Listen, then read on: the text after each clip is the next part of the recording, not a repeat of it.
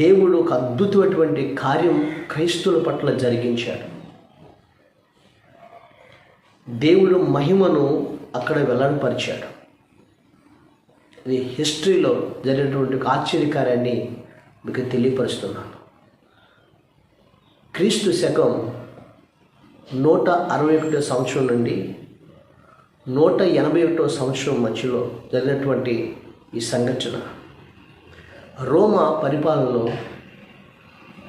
కొందరు సీజర్స్ రాజులు క్రైస్తవులు శ్రమపరుస్తూ భయంకరటువంటి శ్రమలు పాలు చేస్తూ ఉండేవారు. ఆనాడు కఠినమైనటువంటి శ్రమలతో వాళ్ళని చంపుతూ ఉండేవారు. చాలామంది మరి ఆ భక్తులు కూడా దేవుని కొరకు హతసాక్షులైపోయారు. ఆ రోమా పరిపాలనలో యేసుక్రీస్తు ప్రభువారు శిలువ మరణం పొంది పునరుద్ధరణై తిరిగి లేచిన తర్వాత ఆ సీజర్స్ అనేవారు ప్రత్యేకమైన దృష్టి పెట్టారు క్రైస్తవుల మీద. కఠినమైనటువంటి శ్రమల పాలు చేశారు. వారిలో చాలామంది భక్తులు తమ ప్రాణాలని పణంగా పెట్టారు ప్రభు కోసం. వారిలో మరి ఒక ఆయన పేరు ఆయన జాతి అండి బానిస పిల్లైనటువంటి బ్లాండీనా ఆమె మరి హతసాక్షురాలు అయిపోయింది ప్రభు కొరకు.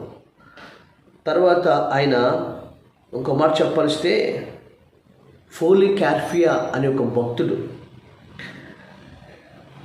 తర్వాత జస్ట్ ఇన్ మార్టియర్ అనే ఒక భక్తుడు, వీళ్ళందరూ కూడా క్రీస్తు ప్రభు కొరకు వారు హతసాక్షులైపోయారు.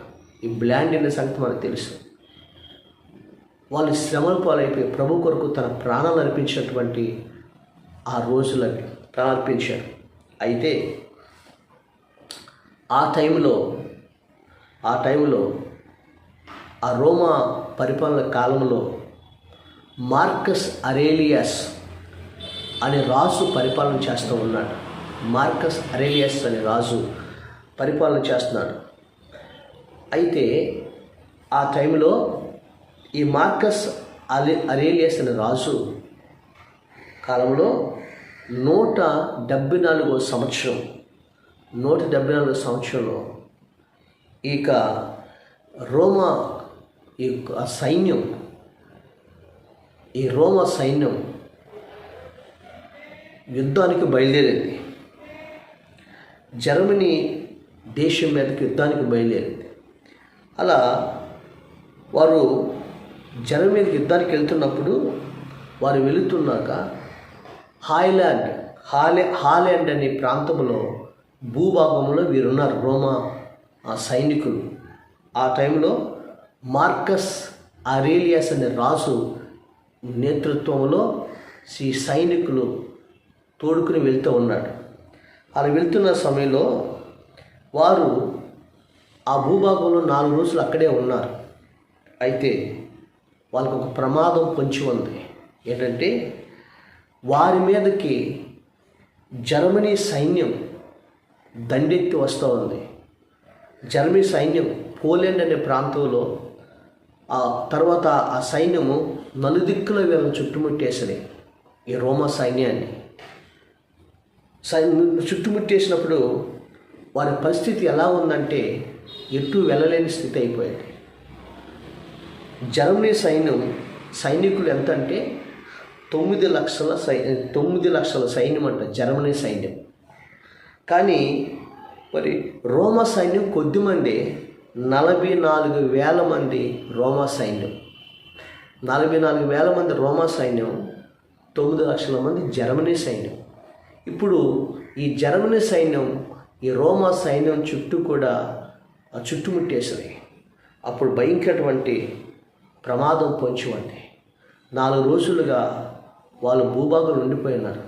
తాగటానికి నీళ్ళు లేవు, తినడానికి తిండి లేదు. వాళ్ళు చాలా నీరసమైపోయి డిహైడ్రేషన్ అయిపోయి సైనికులు చాలా సొమ్మసిల్లిపోతున్న సమయంలో వాళ్ళకి ఇంకా మనం ఇక్కడ ప్రాణాలతో బతకము, ఇక మనం చచ్చిపోవడం తప్ప మరొక మార్గం లేదని ఈ మార్కస్ అరేలియస్ రాజు ఇక భయపడిపోతూ ఉన్న సమయంలో ఉన్నాడు. అప్పటికే 5 రోజులకు వాళ్ళకి నీరు లేవు. అప్పుడు ఈ మార్కస్ అరేలియస్ అని రాజు, ఇప్పుడు మనం ఏమి చేయలేం, మనకి దైవిక సహాయం కావాలి. కాబట్టి మన రోమా ప్రభుత్వంలో, మన రోమా సైనికులు, మన దేశంలో ఉన్న వారందరూ కలిసి మేము ఈ దేవుళ్ళకి ప్రార్థన చేయండి అని ఆయన పిలుపునిచ్చారు. ప్రార్థన చేస్తూ ఉన్నారు, అయినా ఫలితం రాలేదు. ఆ టైంలో మార్కస్ అరేలియస్ అనే రాజు ఒక ప్రత్యేకమైన ప్రకటన చేశాడు. అప్పుడు ప్రత్యేకమైన ప్రకటన ఏం చేశాడంటే, మన సైనికులు ఏమైనా క్రైస్తవులు ఎవరైనా ఉన్నారా, క్రైస్తవ సైనికులు ఎవరైనా ఉన్నారా అని పిలిచారు. మీరు క్రైస్తవ సైనికులు ఎవరైనా ఉంటే మీరు ముందుకు వచ్చి మీ దేవునికి మీరు ప్రార్థన చేయండి. ఈ ఆపద నుండి మనల్ని గట్టించాలని, మనం వాళ్ళ చేతిలో నశించుకోకుండా మనల్ని కాపాడమని మీ దేవునికి ప్రార్థన చేయమని ఈ మార్కస్ అరేలియస్ అని రాజు క్రైస్తవులు సైనికులు ఉంటే పిలిపించారు. అప్పటికే క్రైస్తవుల మీద ప్రత్యేకంగా వాళ్ళు చిత్రహింసలు పెడుతున్న రోజులవి, శ్రమలు పెడుతున్న రోజులవి. అయితే క్రైస్తవులు భయపడిపోయారు. అయినా ధైర్యంతో క్రైస్తవ సైనికులు కొంతమంది అంటే వాళ్ళు వచ్చారు. ఆయన ఏమన్నాడంటే, మీ దేవుడు కనికరించగలడు, ఎందుకంటే నేను కొన్ని విన్నాను, హిస్టరీలో నేను విన్నాను. పేతురుని రోమా చెరసాలలో వేసినప్పుడు మీ దేవుడు పేతురుని విడిపించాడట. అలాగే పౌలు శీలను మరి అక్కడ ఆ పట్టణం రోమా ఆ దాంట్లో వేసినప్పుడు చెరసాల పునాదులు కదిలిపోయాయట.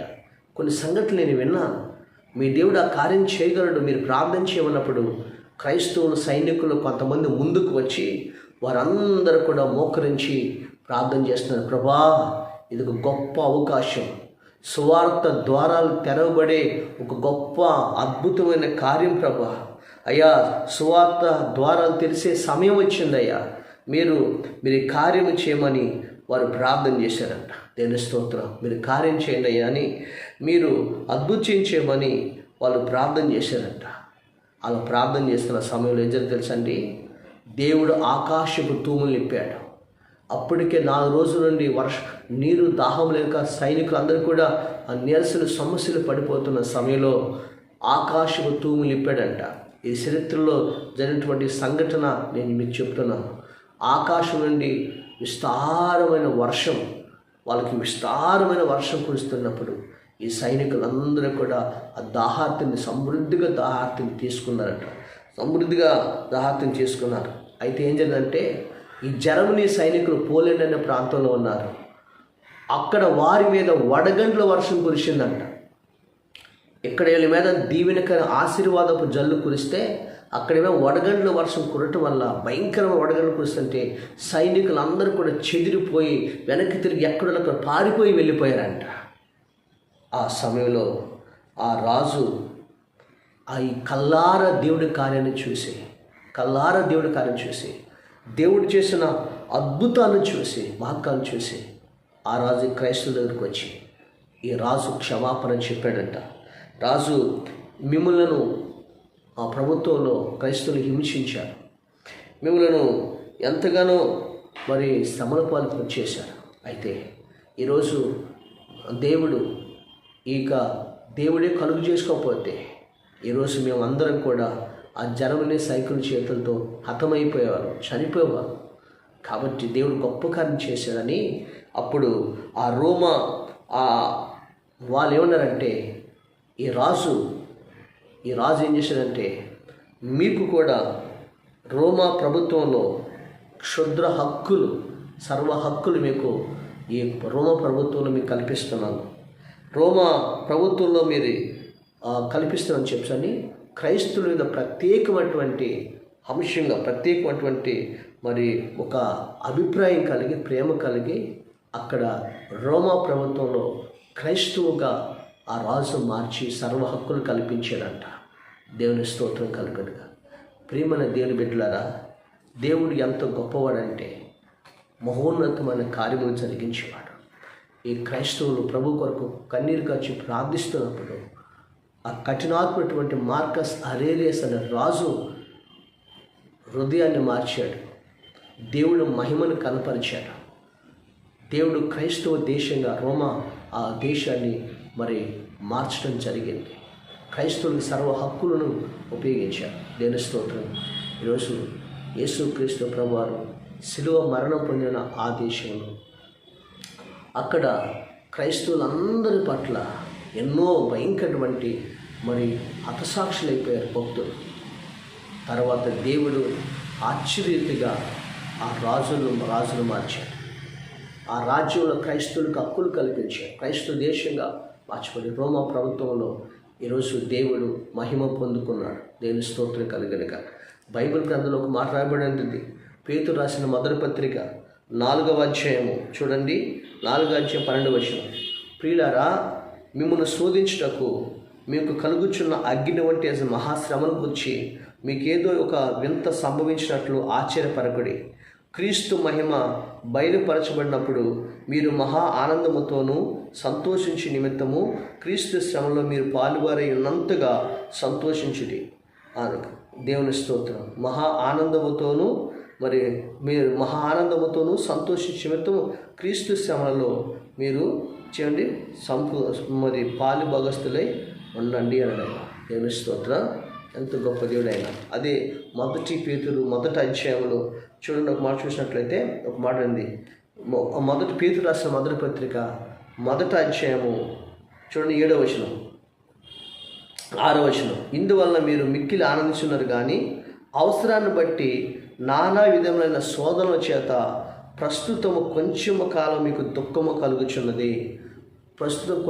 దుఃఖం కలుగుచున్నది. నశించిపో సువర్ణము అగ్ని పరీక్ష వలన శుద్ధపరచబడుచున్నది కదా. దానికంటే అమూల్యమైన మీ విశ్వాసము ఈ శోధనల చేత పరీక్షలకు నిలిచిదై యేసుక్రీస్తు ప్రత్యక్షమైనప్పుడు మీకు మెప్పును మహిమయు ఘనతయు కలుటకు ఈ శ్రమలు ఈ శోధన కారకమవుతాయి. కొంచెం కాలమే మీకు శ్రమలు, కొంచెం కాలమే శోధనలు. ఆ తర్వాత మీకు మెప్పు మహిమ ఘనత కలుగుటకు ఈ శ్రమలే కారణాలుగా దేవుడు మారుకుంటున్నాడు. దేవుని స్తోత్రం. ఈరోజు ఆ రోమా ప్రభుత్వంలో వాళ్ళు శ్రమలు, విస్తారమైన శ్రమలే ఆ రోజు రాజ్యం పరిపాలిస్తున్న రాజు, కఠినాత్మ రాజు దేవుడికి మహిమను చూశాడు. క్రైస్తవులందరికీ హక్కును కల్పించాడు. క్రైస్తవ దేశంగా మార్చి అద్భుతంగా రోమా ప్రభుత్వంలో వాళ్ళకు ప్రత్యేకమైనటువంటి స్థానాన్ని అనుగ్రహించాడు. దేవుని స్తోత్రం. ఈరోజు నీ జీవితంలో కూడా నువ్వు ఎవరి చేత శ్రమలు పడుతున్నావు, ఏ శోధనతో శోధించబడుతున్నావో కొంచెము కాలమే. ఆ తర్వాత ఆ శ్రమలే నీకు సింహాసనాలుగా మార్చబోతున్నాయి. గొప్ప మహిమ, మెప్పుకు, ఘనతకు కారణాలుగా మాబోతున్నాయి. నీ ద్వారా గొప్ప మహిమ దేవుడు కలగపించబోతున్నాడు. కాబట్టి ఈరోజు ధైర్యంగా ప్రార్థించి, దేవుడి సన్నిధిలో కన్నీటితో ప్రార్థించి, దేవుడు నీ పట్ల ఒక గొప్ప ప్రణాళిక కలిగి ఉన్నాడు. ఈ శ్రమల్లో దేవుడు మహిమ బయలుపరచబోతుంది. ఎంతటి కఠినాత్ములైనా, ఎంత కఠినమైన శ్రమలైనా, ఎంతటి పరిస్థితులైనా దేవుడు కొంచెము కాలమే, ఆ తర్వాత నీకు మహిమ, మెప్పు, ఘనతకు ఈ పరిస్థితులన్నీ కూడా మార్చబోతున్నాడు. దేవుడు మిమ్మల్ని దీవించిన కాక. పరిశుద్ధుడైన మా తండ్రి, మీ స్తోత్రాలు చెల్లిస్తున్నాం. ఈ వాక్యం ద్వారా మాతో మీరు మాట్లాడినందుకు స్తుతులు, స్తోత్రాలు చెల్లిస్తూ ప్రభా, శ్రమంలో నిలబడినప్పుడు మెప్పు, ఘనత కారణమైనట్లుగా దీవించమని యేసు నామములో ప్రార్థిస్తున్నాము తండ్రి. ఆమేన్.